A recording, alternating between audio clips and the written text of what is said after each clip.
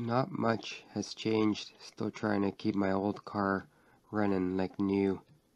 So next up is going to be the fuel lines, 3 of them, and the 2 brake lines that run to the rear.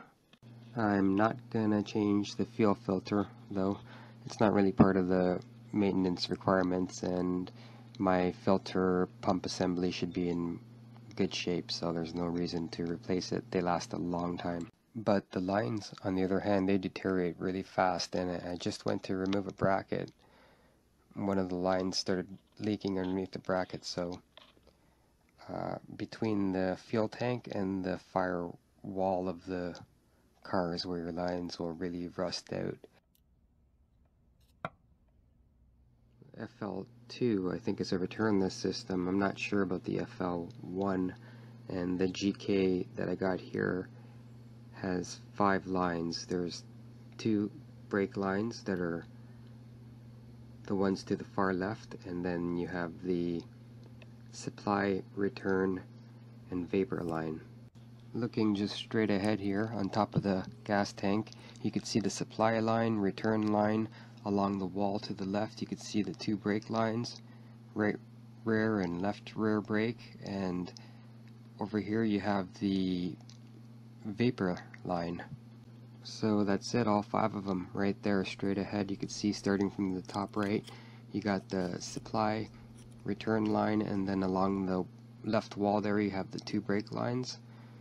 Closest to us is the vapor line, and you can also see the sequence in which they run down, and then along the underbody in that same sequence you can see here. Why, thank you.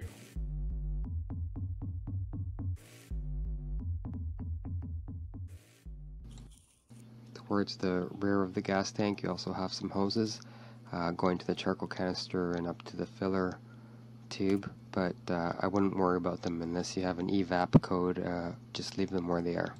Either way, it's going to be a messy job. I did remove the fuse for the fuel pump while the car was running and it stalled out, but there's still a lot of fuel in the lines. It's just not under as much pressure. In this make and model, when the car's running, there's probably about 60 pounds of fuel pressure in the fuel lines with the OEM pump, but if it were a direct injected newer Hyundai car, then it would be like 10 times that much. It'd be like over 1,000 pounds of pressure in the fuel lines when it's up and running. Underneath there's a total of 4 clamps like this, and 3 are visible, but there's one that it's hard to see. It's kind of like up between the subframe and the bottom of the firewall. Rear brake line, it's going to go from the connection over here where it attaches to the rubber hose all the way up almost to the ABS module. I'll show you over here. You can follow the lines from the module, or just over here by the high pressure steering hose on the firewall there's this bracket here. It's for the 2 rear brake lines, and you could just remove them from underneath, use a flare nut wrench, and reattach your brake lines there. And that's for both of the rear brakes. You can just disconnect it right here underneath the wheel well, you know, where it attaches to the rubber hose. Disconnect it here and then run it all the way to the front, right to here along the firewall. It's a real awkward position, but the fittings are not that tight, so they're easy to get out. That's pretty much all there was for the rear brakes. I just disconnected the line here, the rear wheel well, where it connects to the rubber hose, and I ran one long line to the front, right to this point here, along the firewall. The line itself is a 3/16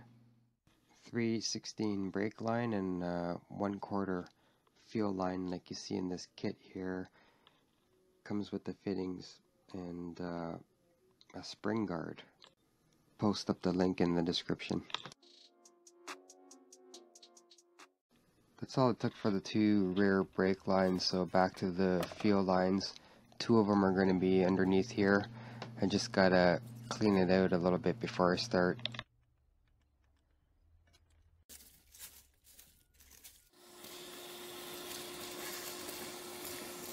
Over here in the middle, right here in the middle, that's your supply, and then the bottom one is the return. The hose on the top, it doesn't have to be touched. That one there, just leave that one. You're going to remove the middle, or this one here at the bottom, that's the return, and you're going to remove the center one, supply, and then right around this area here is where your vapor is underneath, on top of the tank. And in the front, the vapor line goes to this area right here. Once you get it out, it looks something like this. So it has that plastic piece in the middle. You push the pins in and it releases the metal line to the right, and to the left it attaches to the rubber hose. The return and supply lines go to the fuel rails, and the one by the radiator is the supply. I want to thank one of my viewers for helping me out with that. It's still leaking a little bit, but I can't remember your name.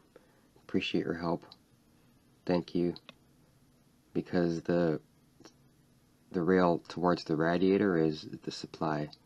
And I think I said something else before, but anyways, this one here, yep, this is the return.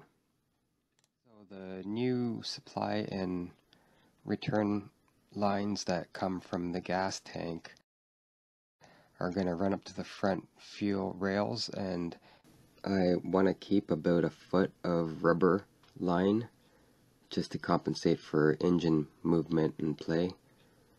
And yeah, the one leaking here in the front by the radiator, that's the supply, and the one closer to the firewall, that fuel rail, it has the fuel pressure regulator on it, that's the return. The vape line, it's behind the air intake. So the supply return vape line coming out of the gas tank, and here's where they go up in the engine bay. In order to get a good clean cut on the fuel lines, I used a little mini pipe cutter, and I use this on the brake lines as well. Also for the fuel lines, a single flare is okay, but on the brake lines, a double flare is the standard. For the brake lines, I used a flare nut wrench, but you can use a open end wrench because the fittings for the brakes are not that tight.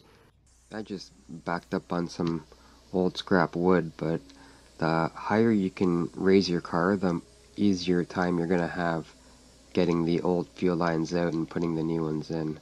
Once I had the old lines all out, I fed the new ones up to the gas tank. The two return and supply line, and then underneath the car, that's where they went up right there. They're going to run along the underbody and connect into the engine bay. So I just had my car raised up a couple feet off the ground, and there's hardly any room to work, and one of the hardest things was bending the steel lines and trying to get them straight underneath the underbody. So I highly recommend one of these nylon steel braided kits.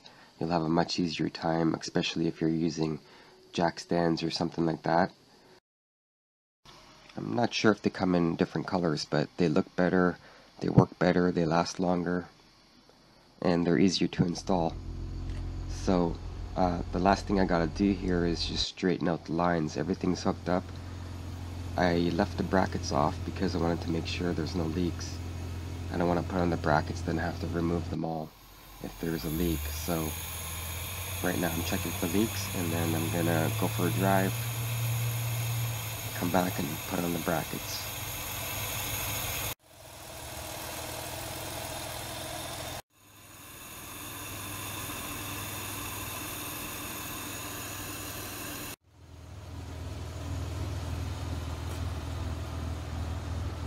And before I started it, I primed it a few times, went outside, checked for leaks, and then started it up.